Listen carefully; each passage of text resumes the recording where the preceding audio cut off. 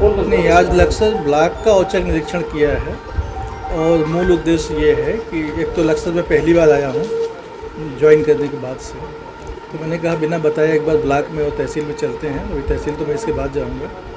तो मूल उद्देश्य ये है कि यहाँ के लोग सतर्क हैं कि नहीं हैं, जो योजनाएं ब्लॉक में चल रही हैं उनका सही तरीके से पालन कर रहे हैं कि नहीं कर रहे हैं, लोग समय से उपस्थित आ रहे हैं कि नहीं आ रहे हैं, योजनाओं की सम्यक जानकारी इनको है कि नहीं है, उसका सम्यक पर्यवेक्षण हो रहा है कि नहीं हो रहा है। तो इन सारे बिंदुओं पर हमने यहाँ जो BDO साहब हैं और इनके जो स्टाफ हैं, ADO साहिबान हैं, इन सब लोगों से बात की है और एक समीक्षा की है। वैसे तो समीक्षा अपने कार्यालय में हम करते हैं, लेकिन यह है कि कभी ब्लॉक में जा कर के और इन लोगों के साथ में मौके पर देख के समीक्षा करने का उद्देश्य था, इसलिए मैं इस ब्लॉक में। सर सरकारी कार्यालयों में लेकर जो कि आपने नया कार्यभार संभाला है, तो आपकी तरफ से जो किस तरह की कोशिशें रहेंगी?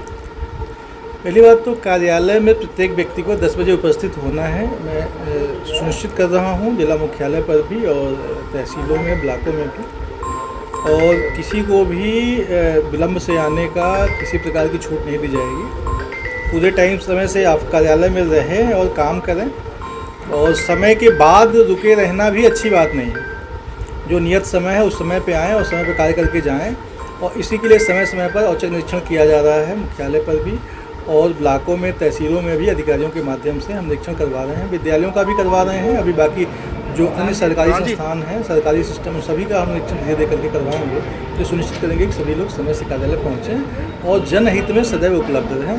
तो सबसे बड़ी बात यह है कि लोग कार्यालय में पब्लिक के लिए उपलब्ध रहें, कार्यालय में रहें और पब्लिक जब भी जाए उनको मिलें, उनकी समस्याओं को सुनें, उनका सम्यक समाधान।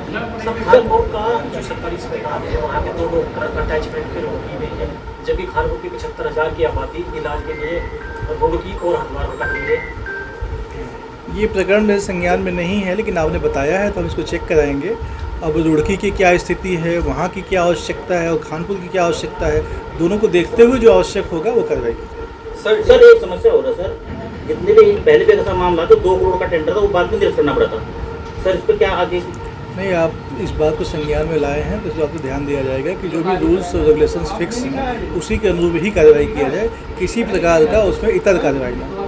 PM साहब, क्षेत्र संबंधित तो आप आए हैं, एक नई जो है शिकायत के रूप में उम्मीदें जागृत हुई हैं क्षेत्र में, तो आपका इसमें क्या पक्ष है कार्रवाई की दिशा में? खनन के जो रूल्स एंड रेगुलेशंस हैं उन्हीं के हिसाब से खनन की कार्रवाई की जाएगी, और किसी भी व्यक्ति को, किसी भी ठेकेदार को या किसी भी संस्था को इस बात की अनुमति नहीं दी जाएगी कि वो नियम कानून तोड़े और आम पब्लिक को किसी प्रकार की दिक्कत हो। तो निश्चित तौर पे इसको देखा जाएगा, उसमें कार्रवाई की जाएगी। अगर इस तरह की घटनाएं होती हैं तो किस तरह कुछ लगाया जाएगा?